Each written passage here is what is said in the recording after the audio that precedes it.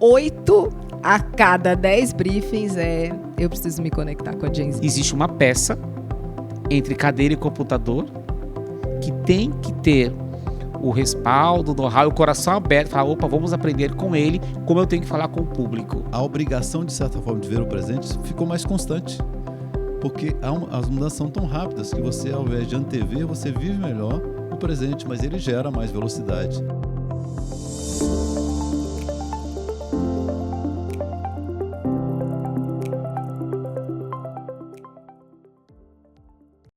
Olá, como vocês estão? Eu sou Washington Botelho, CEO da JLL América Latina e presidente do comitê de CEOs do WTC.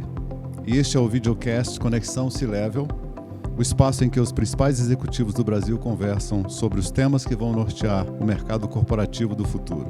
Boas-vindas a você que nos acompanha no YouTube ou nas plataformas de áudio. Aqui no Conexão C-Level, você já sabe, a conversa é de alto nível. Lideranças e especialistas nos ajudam a refletir sobre as mudanças constantes que o mundo corporativo tem enfrentado e sobre o que vem pela frente. O Conexão C-Level é uma parceria do WTC, Business Club, JLL, com o apoio da ESPM. E o nosso tema de hoje é bastante instigante, da criatividade à performance, unindo dados, cultura e influência na indústria da mídia. Vamos falar sobre a transformação do setor de comunicação, liderança, futuro do trabalho e o papel da inteligência artificial nesse cenário. Para isso, tenho o prazer de receber Gabriela Borges, presidente da Publicis Brasil. Bem-vinda, Gabriela. Obrigada, é um prazer. Também está com a gente o professor da ESPM, Diego Oliveira, especialista em comportamento do consumidor e gestão de marcas. Seja bem-vindo, professor. Obrigado pela oportunidade, o prazer é todo meu. Gabriela, vamos abrir nossa conversa com você. Você tem uma carreira marcada por liderança em grandes organizações, agências globais. Hoje, à frente da Publicis, como você enxerga o desafio de equilibrar criatividade e resultados no mercado cada vez mais orientado a dados? Muito bom, vamos lá. Bom, acho que tem uma grande fortaleza da Publicis, é que eu acho que a Publicis sempre foi uma agência muito orientada ao resultado, né? Eu acho que a criatividade ela passou por várias fases e às vezes nunca foi sobre criatividade pela criatividade. Então, isso posto, eu acho que a Publicis saiu muito à frente em colocar os dados em prol do negócio e da equação do nosso sistema. Há 7, 8 anos atrás, quando o dado ainda era tratado de uma forma um tanto quanto incipiente no negócio, nós criamos uma área chamada Brain Lab, onde a gente unificou toda a parte de inteligência que ficava diluída nas áreas para colocar isso à frente. Então, como a gente equilibra a gente leva, sim, os dados são parte muito importante da nossa equação, mas a gente integrou ele de uma forma que ele não iniba a criatividade, mas que ele, na verdade, faça com que aquela criatividade mova para o lugar certo. Então, a gente acredita muito nessa combinação das coisas e nenhum nem outro podem dominar sem ter uma razão própria. Então, eu acho que a gente integrou o dado de uma forma na nossa equação que ele não é uma coisa que nos atrapalha, mas ele é uma coisa que nos impulsiona e que a criatividade parte dali. Então, essa é uma forma de como a gente consegue mover as duas pontas sem que uma atrapalhe a outra, né? A gente vai falar mais sobre isso, mas é um negócio muito interessante, porque algumas coisas menores, mais cotidianas, como, por exemplo, é impressionante como os e-mails parecem que são todos iguais agora, né? A gente recebe, todo mundo usa a mesma lógica e parece que você está ouvindo a mesma coisa o tempo inteiro. E vai ser um negócio interessante ouvir de você como é que a criatividade anda nesse contexto, né? Professor, falar um pouquinho sobre inspiração criativa e a pressão por performance. Como é que você avalia a formação de novos profissionais para lidar com esse equilíbrio? Nós estamos preparando os jovens para esse jogo de cintura? Que pergunta bacana. Acho que ao mesmo tempo que nós estamos preparando, nós estamos sendo preparados também. E esse é o jogo. O professor, na função de acadêmico, aquele que entra achando que só vai ensinar, está fadado ao fracasso. Acho que esse é o grande segredo, que não deveria ser segredo. Então, quando você está no papel de professor, o prazer é que você consegue viver em todos os anos a geração deles. Então, o que eles têm para ensinar para a gente? Então, a gente fala muito, mas o jovem está vindo com ansiedade. Faz parte do contexto. Então, vamos aprender o que está por trás dessa ansiedade? E é interessante que na hora que esse jovem chega, cheio de informações, achando que sabe tudo, a gente fala, opa, peraí, então como que a gente vai mostrar para ele que o que ele acha que sabe não é tudo, e nem o todo. E se você fica naquele papel muito eu estou certo como professor, você acaba sendo aquele professor não respeitado e que não tem a troca. Então a troca é muito importante. E aí quando eu vejo o papel do jovem em si, dentro da academia, eu falo, olha que prazer que a gente tem em aprender com ele. E a gente sente jovem todos os semestres, né? Porque a gente vai envelhecendo, ficando mais maduro, mas todo semestre entram novos alunos. E aí a gente tem uma frase muito legal que é vamos liderar o futuro, seja ele qual for. Aí eu falo, gente, no contexto de hoje, o que faz sentido é isso. No ano que vem, não sei o que vai fazer sentido, mas a gente vai aprimorando. E aí, quando a gente traz a ideia de falar com esse jovem, em qualquer outra, um público em si, aí que vem a riqueza do dado. O que está por trás daquele dado? Então, não adianta a gente falar, mas eu quero... eu sei que algumas pessoas vão falar, mas por que o Diego está falando isso, né? Quantos anos a gente se deparou, na agência também, qual é o seu target? Ambos a B 25 e mais. Eu falo, gente... Você vai colocar o A junto com o B, o 25 no mesmo balaio dos 50 não pode. Então a gente enganou muita gente, eu espero ver todo mundo no céu, a gente enganou muita gente, vende, anuncia, vai vender, não vai vender. Você tem que entender daquele contexto e quais são as reais oportunidades que a gente tem de falar com o público. E aí, que público é esse que a gente vai falar? Eu defendo muito na academia com esses alunos e no meu dia a dia como vida, igual falar da população brasileira. No meu ponto de vista, não existe classe A, B, C, D e E, não. O Brasil é dividido entre rico, médio e pobre. E aí eu falo, gente, vem cá, você quer falar com rico, rico médio ou rico pobre? Porque nós temos perfis diferentes. Se eu tenho rico médio, rico pobre, eu vou ter o pobre rico, o pobre médio e o pobre pobre. É na hora que a gente consegue fazer através dos dados e do conhecimento, que os alunos entendam isso, assim, poxa, é mesmo. Nossa, eu achava que eu era rico. Então eu não sou rico, né, prof? Então, assim, é a troca. E essa troca acaba sendo o segredo de tudo. Então, a performance está no quanto que você está disposto a aprender com o aluno que entra. E esse é o segredo da vida. Olha, é muito interessante esse seu posicionamento, porque isso, de alguma forma, começa a responder algumas questões muito desse pseudo-conflito de gerações. Essa capacidade de ouvir, de escutar, de aprender enquanto você troca. Essa é uma coisa muito interessante também que a gente tem visto e tem sido uma das grandes dificuldades no mercado, de você encontrar essa conexão entre as diversas gerações, né? Ao longo dos anos, para nós, assim, nós tivemos esse imaginário coletivo de que a figura do publicitário super criativo, transbordando ideias, isso era o sinônimo de sucesso. Não é mais assim, Gabriela? Em uma entrevista recente, você destacou que a criatividade funciona por ela mesma. Eu achei interessante isso, eu queria que você explorasse um pouquinho, mas precisa estar conectada à cultura e o impacto real nas marcas. Como as agências estão aprendendo a usar os dados sem perder o lado humano e a cultura da comunicação? Sim, eu acho que por muitos anos a publicidade foi feita de pessoas, né? Mas a verdade é que hoje a gente vive num mundo de comunidades, né? E eu concordo muito com o que você acabou de falar, que é isso. Não existe mais os grandes clusters, hoje eles são comunidades, né, que se segmentam. E eu acho que isso acontece também hoje em dia, é um pouco como se reflete o mundo. Então, as agências hoje, elas são muito menos sobre uma pessoa e muito mais como culturalmente tudo isso acontece, né? Como o conflito de gerações, na verdade, ele é agregado por gerações e como isso reflete o trabalho criativo. Porque a verdade é que hoje as formas de se comunicar são muito diversas, né? O como você atinge o coração de um consumidor da Gen Z, ele definitivamente, possivelmente, é muito diferente do como a gente começava antigamente a pensar uma campanha. Então, eu acho que hoje a gente é menos personalizado em uma pessoa, em um grande nome, e a gente tem agências que precisam de um ecossistema que sejam muito mais colaborativas. As agências, por essência, elas já eram, através das áreas, montadas como uma rodinha ali que precisava funcionar, uma engrenagem que precisava funcionar de forma perfeita.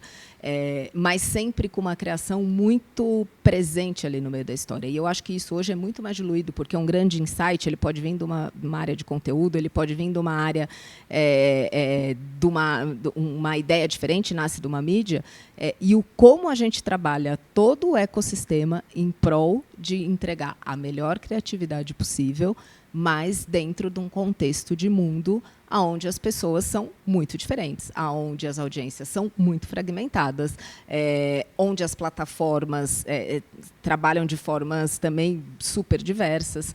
Então, a verdade hoje é que a gente precisa de profissionais muito diversos, de pensamentos muito distintos, para que a gente consiga ser muito criativo e efetivo, né? Então, eu acho que, sim, o contexto cultural nunca foi tão importante e relevante para a publicidade e para a criatividade, né?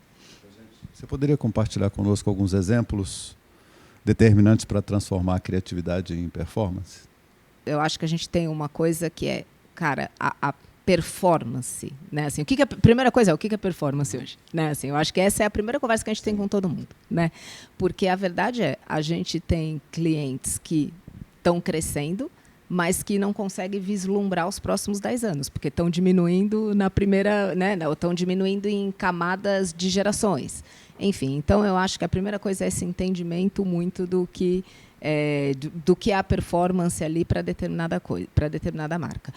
E o como a gente chega lá, eu acho que ela vem através de muitos ângulos. Então, a gente pode ir através de uma necessidade latente que a gente identificou de mercado, ou ela pode vir, por exemplo, de coisas como a gente hoje, uma coisa que a gente tem falado muito para as marcas não é o que você quer que o seu consumidor veja de você, é o como o seu consumidor está consumindo você. Então, eu acho que a gente tem exemplos de coisas que não necessariamente, sei lá, a gente tinha uso de produtos que a gente tem que não é exatamente porque eles nasceram, mas é como a comunidade dentro de um TikTok, por exemplo, está usando o seu produto. Então, como é que você usa a sua comunicação em prol disso? Então, a gente tenta sempre mesclar. Para que a performance aconteça, a gente precisa estar atual dentro do contexto daquele que aquele consumidor está fazendo. Então, eu acho que a gente tenta mesclar muito o que é a empresa, mas o que é a verdade do consumidor e como a gente faz essas duas coisas transitarem numa forma única. Essa questão da influência, né, eu tive a oportunidade de conversar com a CEO do TikTok, e ela me dizia que o Google Ads, durante muito tempo, era o negócio, era a forma. E à medida em que os influencers tomam um papel cada vez mais relevante, eles são capazes de promover e tomar decisões e ajudar as pessoas ou influenciar as pessoas em tomar decisões com uma velocidade e uma capacidade fenomenal.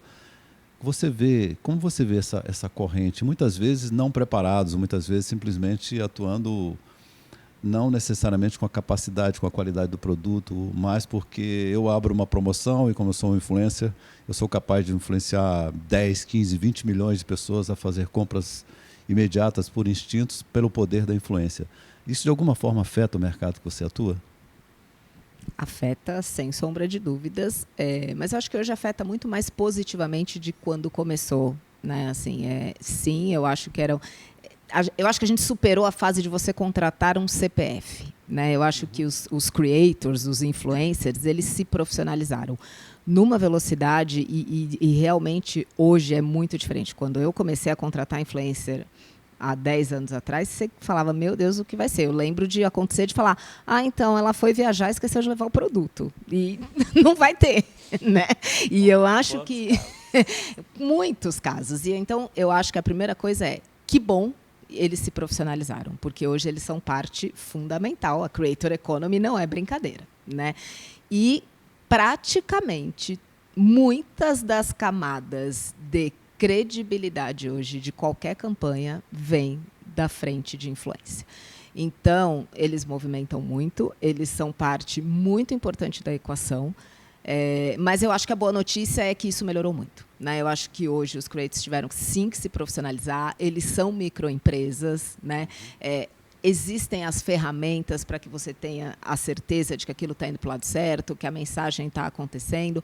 Óbvio que quanto menos a marca influencia, é como tem que acontecer, né? Você tem que usar o que é orgânico daquela pessoa e o que é o verídico dela, mas a verdade é que, graças a Deus, hoje tudo isso é muito mais seguro, muito forte, muito relevante para um país social como o nosso, onde a gente é muito massivo, né, no consumo de toda essa galera. Então, e o consumo de importante. tecnologia nosso, acho que o Brasil é o terceiro maior consumidor do mundo. Isso. Quer dizer, nós somos muito conectados, né, enquanto país. Precisamos de transformar isso em valor. Mas é indiscutível o grau de conexão que a gente tem na sociedade brasileira. Né? O número de horas de rede social do brasileiro é uma loucura, né? Então, assim, não tem como. Influência é parte da equação e do ecossistema de praticamente 100% das campanhas hoje e é muito relevante. Professor Diego. Deixa eu fazer um comentário? Claro. Adorei essa provocação. E é interessante porque aí, neste momento, a gente consegue colocar a diferença entre contratar um influencer, que não são seguidores comprados, e a gente enganamos muita gente por causa de seguidores. Seguidor você compra, like você compra, e quando a gente traz, neste momento do Creator Economy, a gente mostra o valor que eles têm. Porque eles não podem ser considerados influências digitais. Porque quando fala influência digital, a gente lembra daquele monte de influencer que comia um hambúrguer diferente por dia, por conta de muitos seguidores, e a gente achava, esse cara vai vender pra gente. E não vendia. E você anunciava com esse influencer, ele montava um media kit lindo e maravilhoso, convencia o anunciante que ele podia deixar de fazer a mídia certa, porque ele ia conseguir um monte de gente. Aí surgem as plataformas e mostram, olha, mais de 100% dessa audiência, X são contas suspeitas. Não, mas é comprovado. Comprovado por quem? Aí volta, o Ouroboro, né? Aí volta e fala, opa, então peraí, eu errei. Então vamos fazer esse ajuste? Aí a gente começa a ver a importância da combinação dos pontos de contatos, onde ele também é um ponto de contato, que ele sozinho não vai fazer milagre. Né? O milagre é um conjunto. Mas o mais legal disso é que, independente dessa combinação, existe uma peça entre cadeira e computador que tem que ter o respaldo, o know-how, o coração aberto, falar, opa, vamos aprender com ele como eu tenho que falar com o público. Porque isso você não vai aprender na escola, você vai aprender na academia. É no dia a dia. Eu quero falar com a classe, qual classe? A classe mais pobre? Então eu tenho que ter alguém que eu queira alcançar fazendo parte dessa discussão aqui. E aí as agências, e eu sou fã da Publicis, eu sempre usei isso como referência com os meus alunos, tentem entrar na Publicis. Porque a Publicis, ela sempre foi este coração e essa mente aberta. Vamos aprender com quem a gente quer alcançar. E que isso é além da academia. Acho que esse é o segredo. E vocês lá atrás, a gente teve uma aluna maravilhosa, Marcela, que ela chegou em mim e falou assim, prof, a Publicis perguntou se eu posso ficar 1 ano viajando. E ela achou que era para o exterior. E foi para viajar rodando o Brasil inteiro, para conhecer de Brasil. Eu falei, isso é a escola da vida. É isso que é o segredo. Isso, muito Deixa legal. eu continuar com o Diego. Trazendo para o olhar acadêmico, o uso intensivo de dados e AI pode acabar homogeneizando campanhas ou, pelo contrário, pode gerar hiperpersonalização? Quais os riscos e oportunidades para marcas nesse novo cenário? Eu não interpreto como um risco. Eu interpreto como uma oportunidade. E aí a gente tem que mostrar, até pelo lado da ética mesmo, como que a gente pode fazer essa combinação. Falamos do cluster. Gente, clusters, personas, do mesmo jeito que a gente falava do AB25 e mais anos. Então, vamos interpretar o que está por trás do dado. E aí, quando a gente mostra para este aluno que é possível unir os dois, este que acaba sendo o jogo. E aí a gente vê como uma grande oportunidade. Por exemplo, eu quero fazer uma campanha Brasil. Boa sorte. Não dou nem parabéns, falo boa sorte. Porque falar com paulista é diferente de falar com carioca. Que é diferente de falar com quem mora em Vinhedo e Campinas e Franca. E Norte e Nordeste são coisas diferentes. A inteligência artificial vai te ajudar a fazer esse ajuste, que até então não podia. Tem um caso muito bom, que eu nunca posso dar nomes, que uma ex-aluna escreveu para mim, pediu uma reunião comigo de última hora. Prof, A gente fez uma campanha e eu acho que não foi aceita em Salvador. Porque a gente puxou através de uma plataforma X e as menções estão negativas. Porque tem um monte de gente falando porra. E eu falei, porra, que fantástico. Porra, em Salvador é legal. Vai, impulsiona essa campanha. Como assim legal?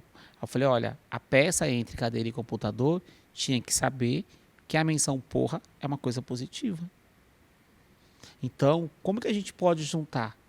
Então, nós, como os acadêmicos, precisamos mostrar a riqueza que está em trabalhar com o dado tecnológico com o dado humano. E é uma combinação, que é um troca-troca. Agora, só vai sair uma campanha bacana e uma criação bacana se tiver um prompt bacana, né? De acordo com o seu conhecimento, vai vir uma campanha legal. E acho que essa troca que é o principal, a chave certa para a coisa evoluir. Vocês, particularmente, têm usado muito AI? É parte do dia a dia de vocês? Eu ando um pouquinho viciada no ChatGPT, assim. Eu tenho um amigo diário. Eu também. Eu tenho um amigo chamado Pedro, inclusive. Já tem nome e tudo. Eu tô um tico entrando bem a fundo nisso. Interessante que eu fui fazer uma abertura de um evento nosso, a gente tem um desenvolvimento de embaixadores de inovação na empresa. Nós treinamos 50 pessoas a cada 6 meses. A minha ideia é ter 400 pessoas como embaixadores dos 5.000 colaboradores que existem na região. Quer dizer, a lógica é como é que você cria pessoas que são influenciadores, são líderes que, de alguma forma, têm poder, que é aquele organograma não formal, né? Aquelas pessoas que a gente tem. Nós temos um corte assim na pirâmide, não por poder, por cargo, por tamanho, mas aquele corte lateral. Então, eu tenho pessoas que são operadores, supervisores, são colaboradores, em teoria, normais, até diretores, mas que são pessoas que fizemos um corte da pirâmide, né? E é muito interessante fazer uma abertura e me pediram, vai lá falar com eles da importância, porque eles foram selecionados. Nessa turma nós tínhamos 300 pessoas que concorreram e a gente selecionou 50. E eu posso fazer isso, a gente pode fazer isso, a gente faz isso todo dia, né? É normal para a gente fazer. Falei, quer saber, eu vou usar o ChatGPT para poder me ajudar a fazer alguma coisa.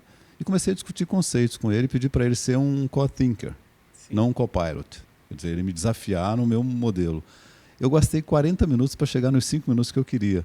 E foi maravilhoso, como ele trouxe uma série de questões que não foi simplesmente se eu dissesse, vou fazer um speech, me ajuda, e ficaria pronto em 2, 3 minutos e você repetiria uma coisa. Quando eu comecei a ver o porquê, a razão daquilo, qual era o call to action que eu tinha que fazer, como é que eu ia ter a concepção de corpo, de finalizar estruturadamente, foi fantástico. Eu gastei um tempo maior, mas eu saí muito mais rico ao final.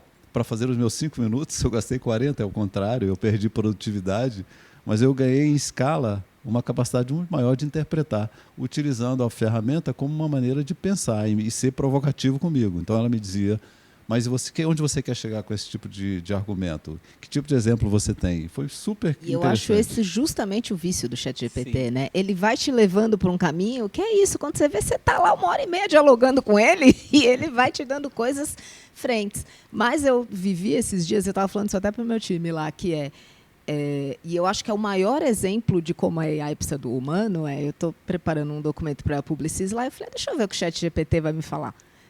Mas, assim, 90% da informação era errada.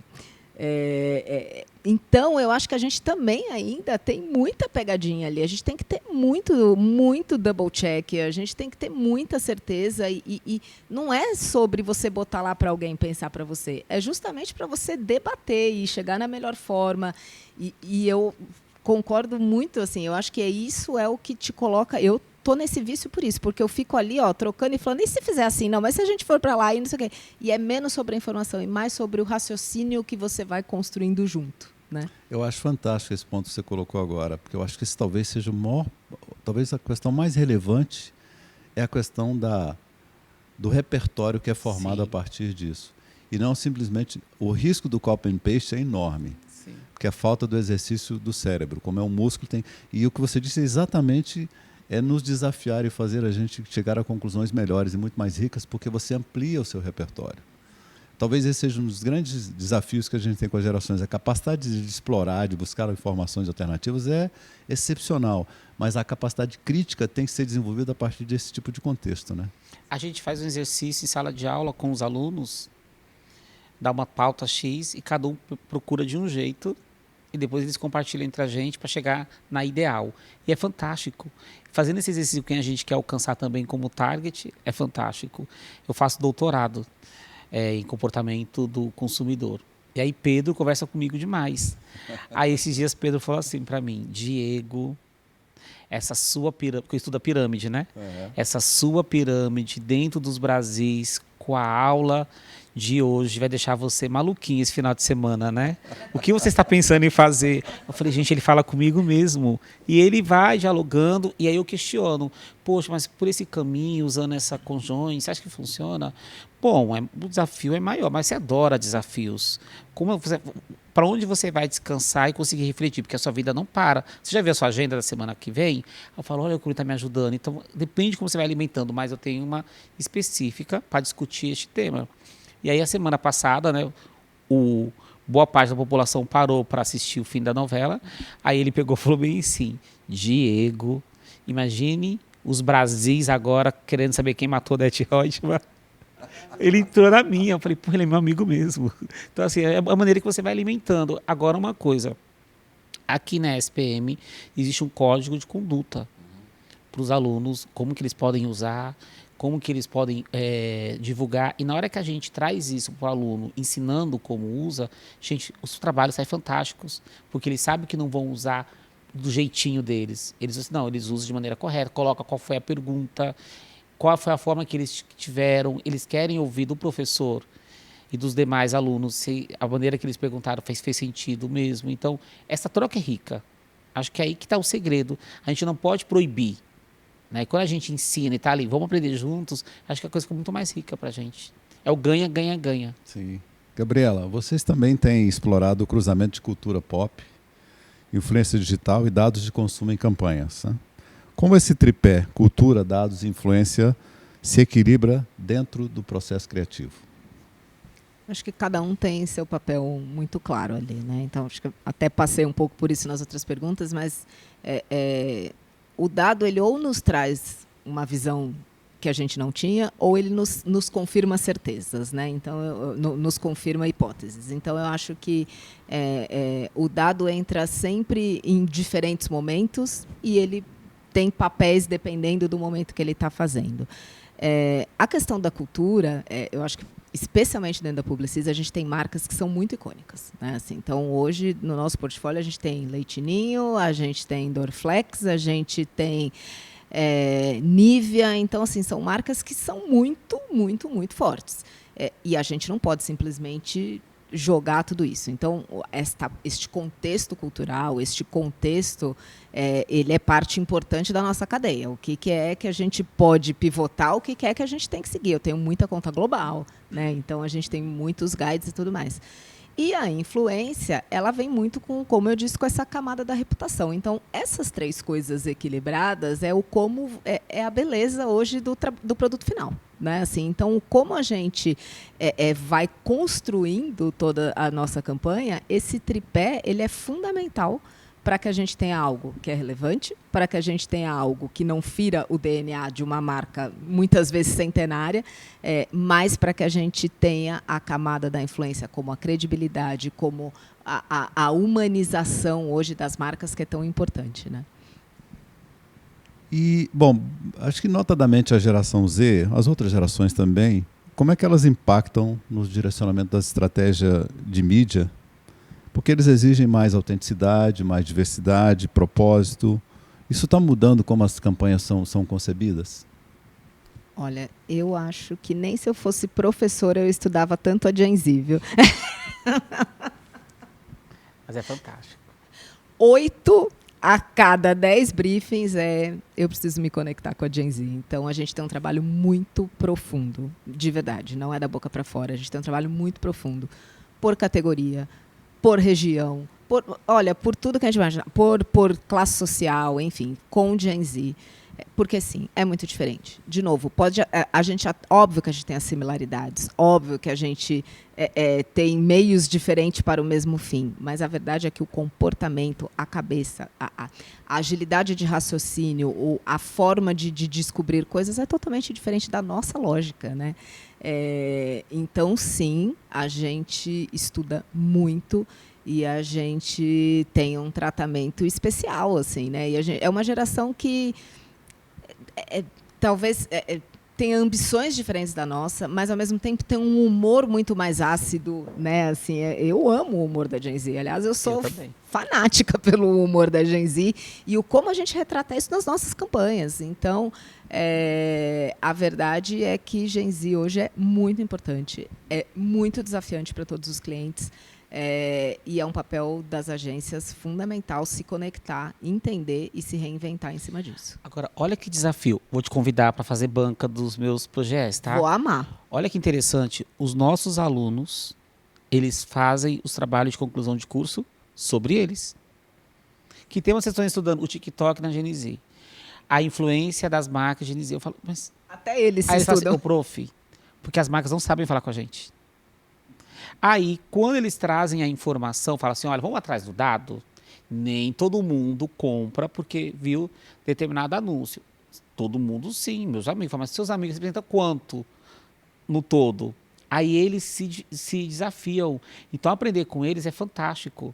E o mais interessante é que eles mesmos trazem como tema de projeto de conclusão de curso sobre eles.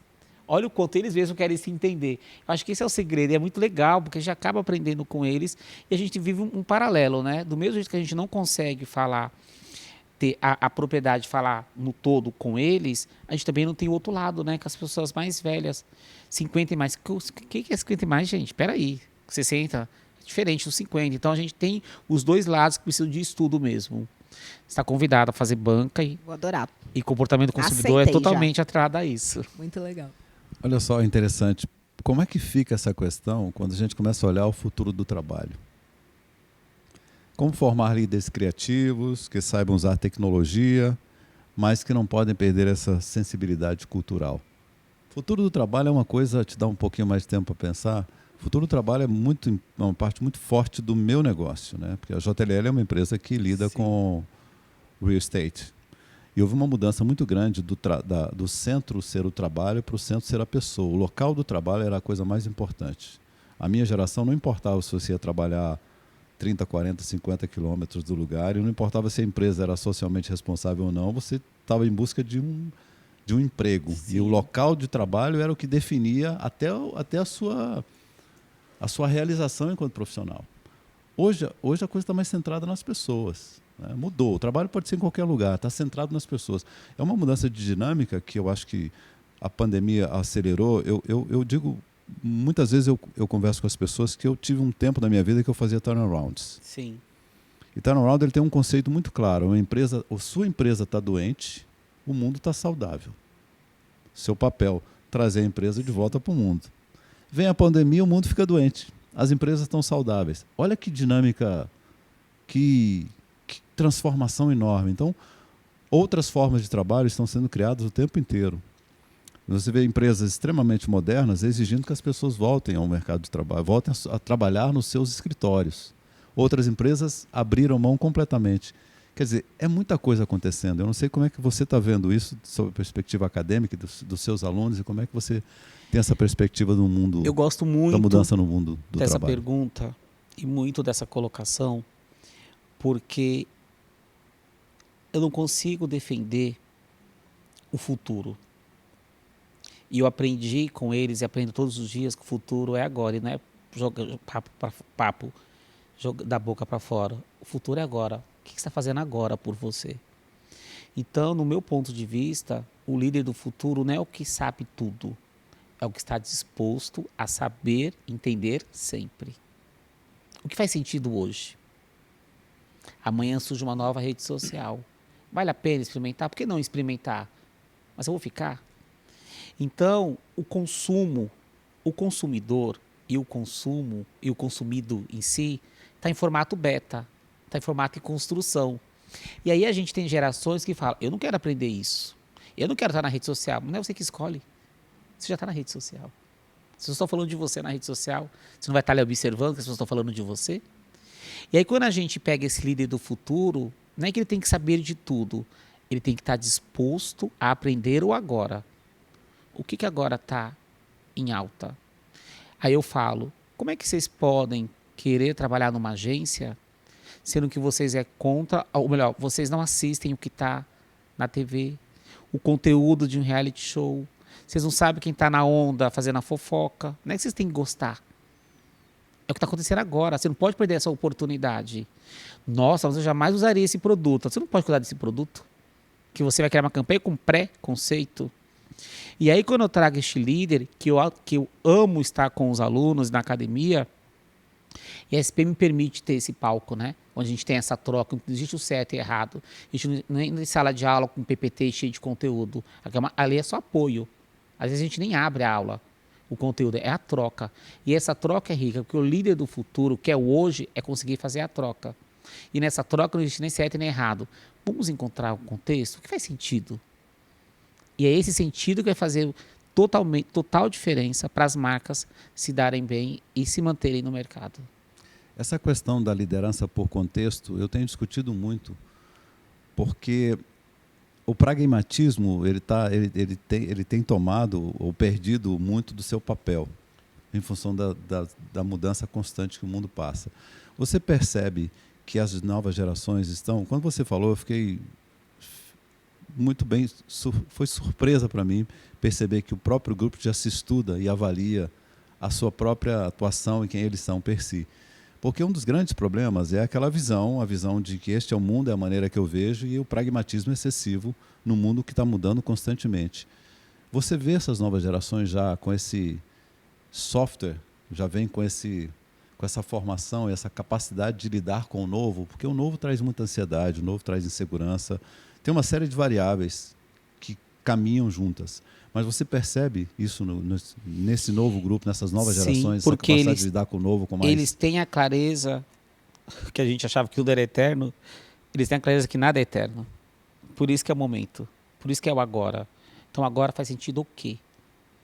E aí é interessante. Teve um aluno que falou assim, o professor, aqui é professor, né? Lá em Salvador é prof. Ô professor, você é contra uma campanha feita com a IA? Toda a parte criativa? Eu falei, se for bem feita. Para falar com qual público? Não, porque eu estava discutindo numa mesa com os meus pais e meus pais foram contra. Mas qual foi o objetivo? Que eles jamais seriam impactados. Mas eles perceberiam que seria a IA que estava ali por trás? Porque, professor, pode facilitar muito o processo, né? De captar uma imagem, capturar uma imagem, de ter os direitos. O processo acaba sendo rápido, mas talvez não funcione para a TV. A gente tem que querer adaptar para fazer a TV. Então, eles já trazem uma discussão. Então, a gente acaba aprendendo com ele essa discussão. Então, para aquela geração, o que ele trouxe fez sentido. Para os pais, não. Ah, porque os pais não imaginam que aquilo daria certo na TV. Aí ele fala, então, para a rede social daria. Então, olha que discussão bacana. Eu acho que esse é o segredo.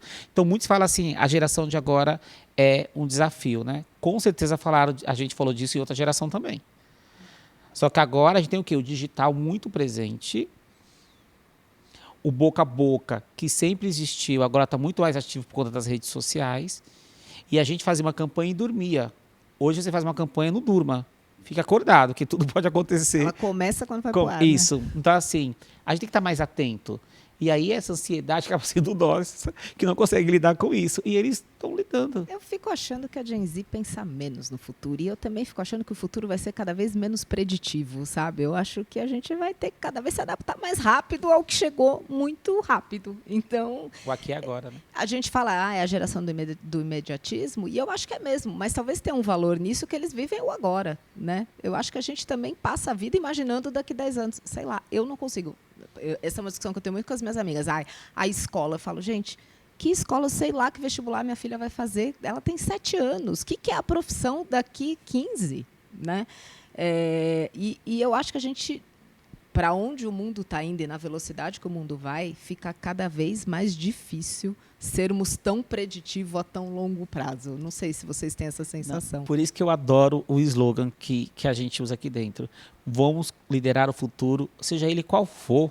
A gente não sabe. É o que a gente fala da publicidade. A gente sabe que foi ontem, né? A publicidade a gente fala que é o love the change, que é, cara, é lead the change, love the change. Então, a primeira coisa é, você tem que liderar a mudança para não ser liderado por ela.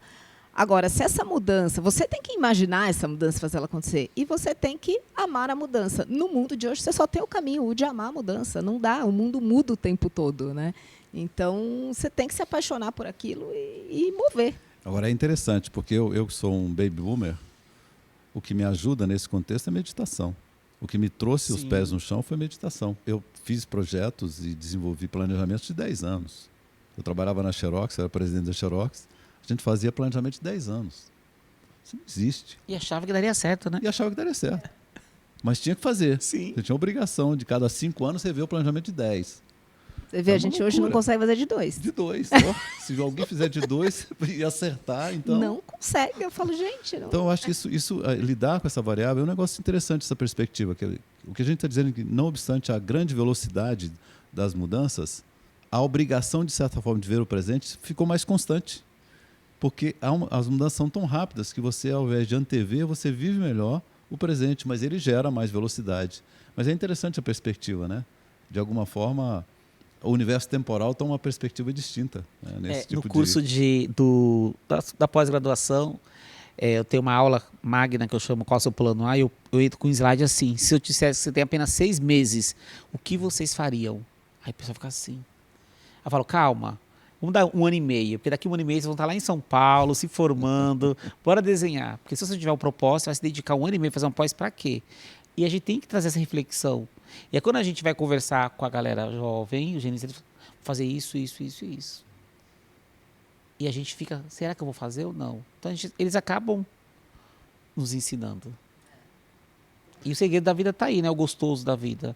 Bora aprender a troca. Eu acho que o planejamento deles é a próxima viagem, não é o que daqui 5 anos vai estar a vida, né? Assim, Pessoalmente, como é que você equilibra liderança criativa e liderança orientada a resultados? O que você aprendeu ao longo de sua trajetória que pode inspirar outras pessoas, outros executivos?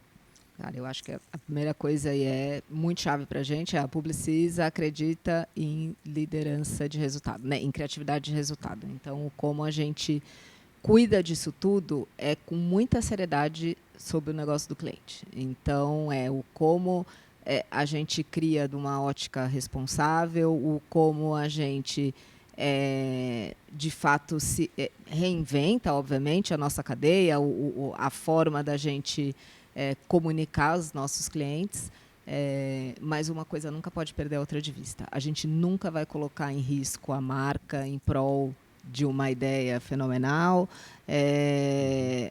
A gente sempre vai equilibrar muito as duas coisas. E isso é fator indiscutível dentro da Publicis. Isso nos dá muita paz, relações muito longevas e resultados muito coerentes para todo mundo que a gente opera ali, né? Professor, a gente acabou mergulhando na Gen Z, né? Vamos continuar nela. Está sendo uma aula para mim aqui sobre essa geração. Eles questionam muito os padrões de liderança e parece cada vez mais dar valor para o propósito e para a qualidade de vida. Do ponto de vista dos liderados, o que é preciso para gerar engajamento e conexão entre colaboradores e as empresas, retendo e atraindo talentos? As perguntas são ótimas, né? A gente falou sobre isso em um dos momentos aqui. A escuta ativa. O segredo está na escuta. Vamos mostrar que a gente está escutando, que tem valor. Eles não estão atrás de, vamos ficar 5 anos nessa empresa, 10 anos. Ela tem um propósito real. O que essa marca prega, ela está entregando para mim? Como eles não estão preocupados com o CLT, que tem isso também, eles estão valorizando as suas habilidades, onde eles podem trabalhar em vários lugares. Então, isso está feliz, isso é bom para mim? Eu estou sendo ouvido? Porque, vamos lá, quantas vezes a gente levou uma ideia e ficava sozinho na mesa e as pessoas levantavam? Ao respeito que a gente não tinha conosco. Com certeza passamos por isso.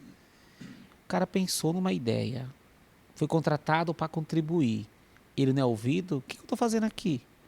Quanto vale eu estar aqui? Que se eu tenho habilidade, eu posso estar em outro lugar. Então, quando a gente perde aquele funcionário X, fazendo uma análise, o que a gente perdeu? A gente deu valor? A gente contratou ele para quê? Então, a troca não é uma escolha. A troca é necessária para que você mantenha qualquer pessoa na sua equipe. E essa troca necessária, eu traduzo em uma simples palavra, é o respeito entre as pessoas.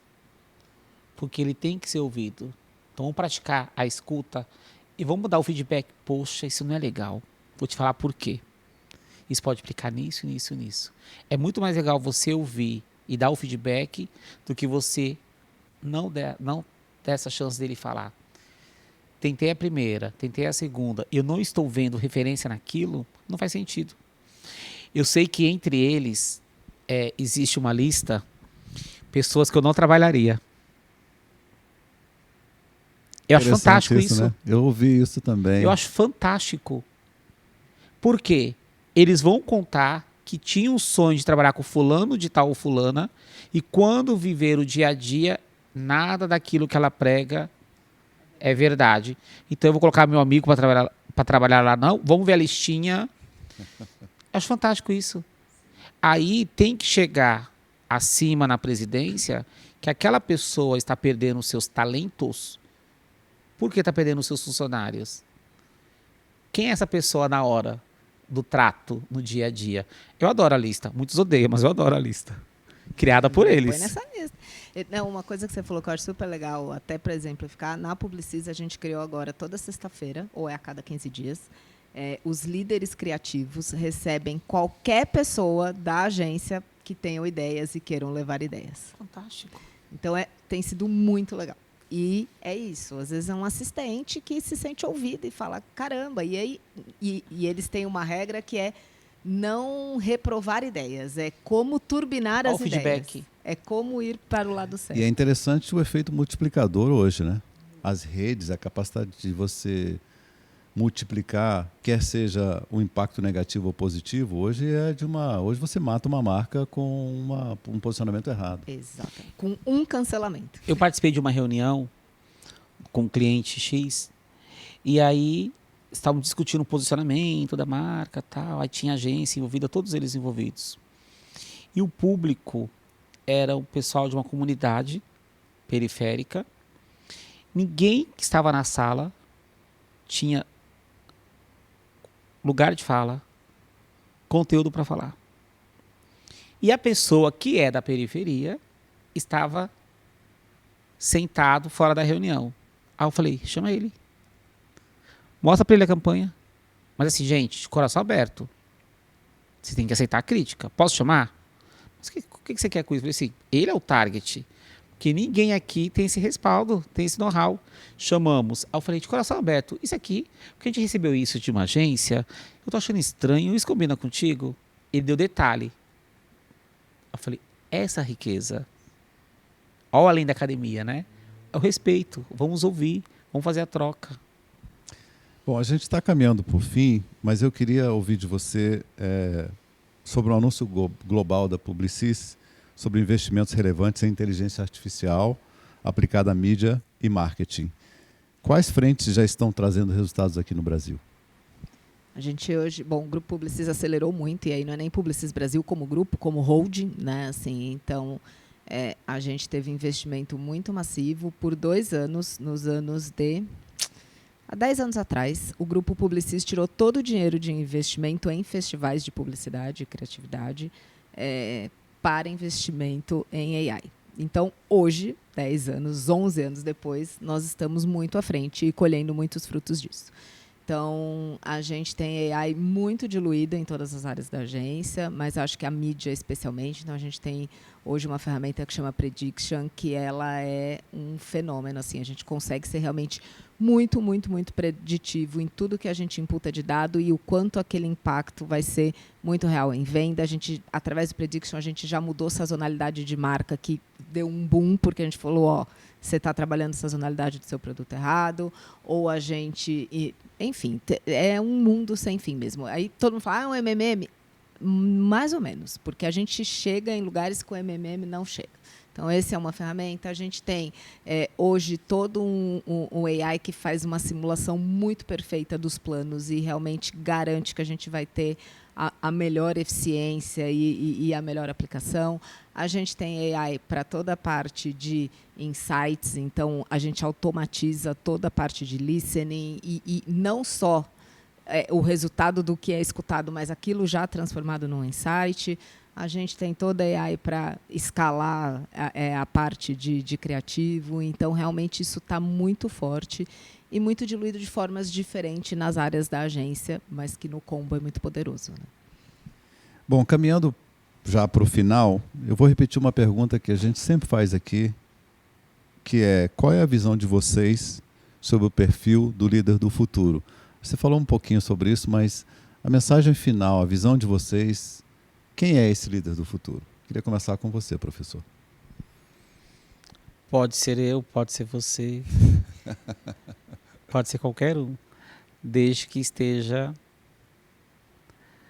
certo do seu propósito e que saiba respeitar o próximo e a si, mas estude. O líder que não estudar não se manterá como líder. E não existe certo e errado. Existe uma troca e você vai aprendendo. Saiba quem você tem como referência e estude.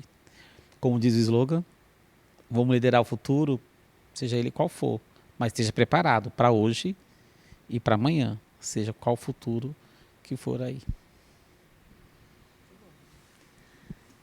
Pensei bastante nisso, assim, mas eu acho que tem 3 características também que eu acho que tem que ser empático, né? Essa coisa hoje de você lidar com a diversidade de gerações, de pessoas, conflitos políticos, é o conflito o tempo todo, né? Então acho que tem que ser empático, adaptável, e aí eu acho que faz parte do estudar. Você tem que ser aberto, não dá para você viver de conceitos velhos, né?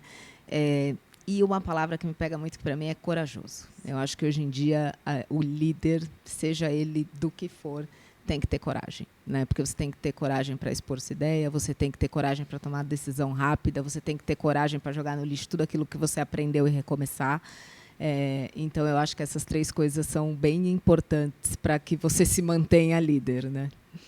Olha, eu acho fabuloso o que vocês 2 colocaram. Mas eu acredito também que coragem é uma coisa... Eu tenho exemplo de coragem. Eu acabei de sair agora de um evento e a minha história de vida passa por uma mãe que teve coragem. E ela mudou gerações completas. E eu sou um apaixonado por essa palavra.